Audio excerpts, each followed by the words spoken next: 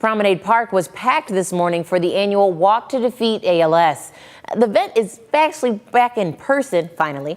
Since back in 2019, they had to stop and make it virtual because of the pandemic.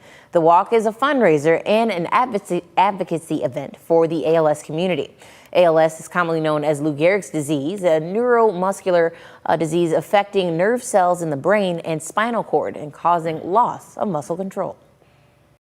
Our walk is our largest fundraising event of the year, but it's also our largest advocacy event of the year.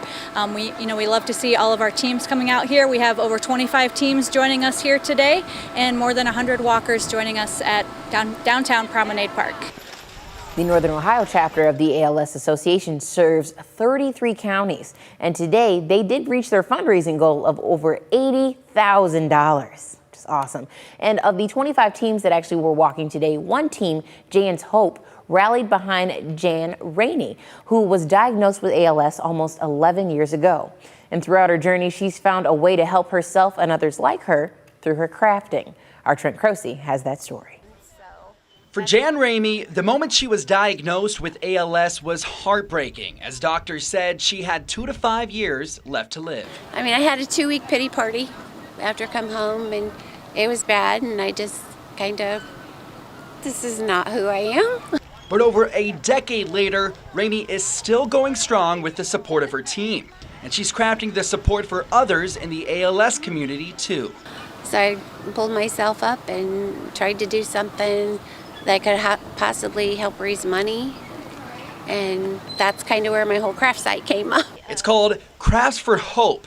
What started as stretch bracelets has expanded to all kinds of items ones request from her. I call it makeup bags, but you can use them for anything.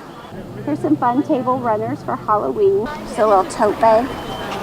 Baskets for Ohio State. We have one for Michigan. We have Nome. I'll try it and see if it works out, and if it works, it works. She donates the funds directly to the ALS Association for Northwest Ohio so they can expand research and spread awareness.